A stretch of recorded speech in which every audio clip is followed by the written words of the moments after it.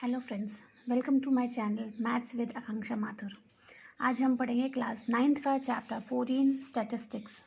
Statistics का अगर कहा जाए तो मतलब क्या है, मींस क्यों ये चैप्टर ऐड होता है हमारे मैथ्स के सब्जेक्ट्स में या अदर किसी सब्जेक्ट्स में।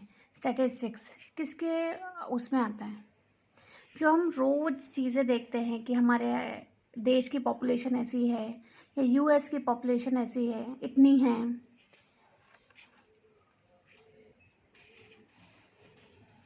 जो ये सब हम कलेक्शन देखते हैं फैक्ट्स का, रिलेटेड डेटा का, जो भी ये चीज़ें हम नंबर्स न्यूमेरिकल्स फील करते हैं, देखते हैं, सुनते हैं, टीवीज़ पे हमें मालूम पड़ता है कि पॉपुलेशन इतनी है, कि मरने वालों की संख्या इतनी है, तो जीने वालों की इतनी है, स्कूल में पढ़ने वाले बच्चों की इतनी संख्या है।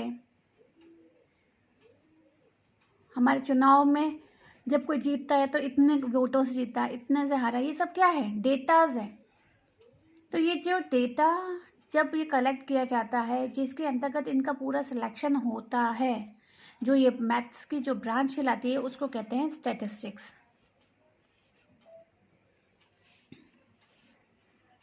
डेटा को कलेक्ट करके आप तक पहुंचाना by newspaper, by TVs, magazines and other means of communication. किसी भी तरीके से ये डेटा जब आप तक पहुंचता है, तो ये जो डेटा होता है, जो कलेक्शन ऑफ डेटा होता है, इसी को हम कहते हैं statistics.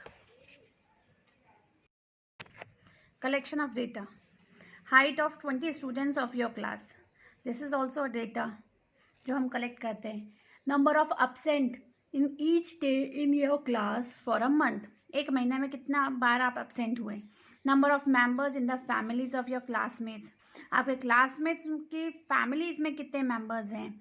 Height of 15 plant in और अराउंड योर स्कूल, ये सब क्या है? डेटा है, कलेक्शन है।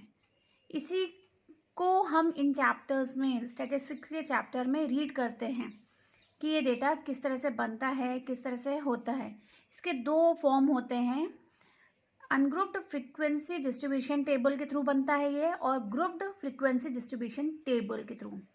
अब आप चेक करेंगे कि अनग्रुप्ड फ्रीक्वेंसी टेबल क्या चीज़ है। अब ये देखिए, ये एक लिस्ट दी हुई है।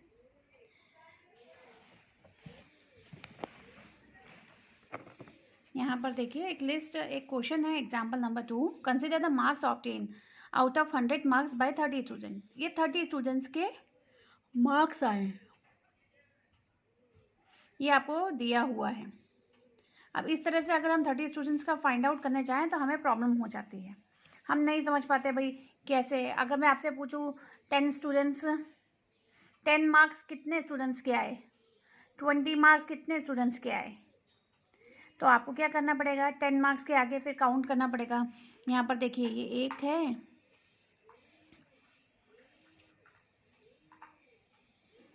तो 10 मार्क्स, 30 में से सिर्फ एक बच्चा ऐसा है जिसको 10 मार्क्स मिले।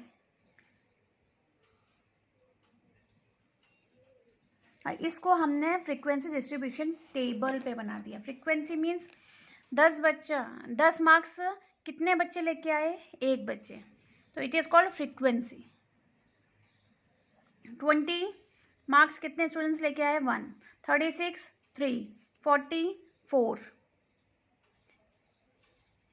ये ग्रुप्ड डेटा नहीं है, ये कहलाता है अनग्रुप्ड फ्रीक्वेंसी डिस्ट्रीब्यूशन टेबल।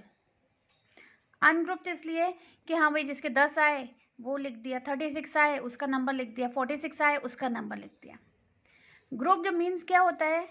जैसे 10 से 20 मार्क्स कितने बच्चों के आए, 20 से 30 मार्क्स कितने स्टूडेंट्स के आए, 30 to 40। तो ये हमने क्या बना दिया है? ग्रुप। जब हम ग्रुप बना देते हैं तो उसे कहते हैं ग्रुप्ड फ्रीक्वेंसी डिस्ट्रीब्यूशन टेबल।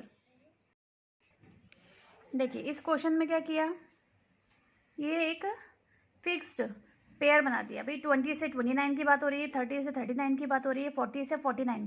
जो 20 से 29 के बीच में होंगे उनको काउंट करके लिखा है। Tally marks, tally marks means tally करना। जैसे 20 to 29 में कितने, 1, 2, 3, टोटल 3 आए तो हमने ये 3 कर दिया। और जब बात होती है 5 या 5 से ज़्यादा की, तो 5 के लिए हम क्या ड्रॉ करते हैं, जैसे 1 2 3 4 और ये 5। जैसे एक लकड़ियों को गट्ठे को, बंडल को बांधा जाता है ना, उसी तरह से जो 5वां जो होता है वो यूज़ होता है इनको बांधने के लिए। आगे के क्वेश्चंस जब हम देखेंगे तो हमें मालूम पड़ेगा कि किस तरह से ये group of frequency distribution table use होती है।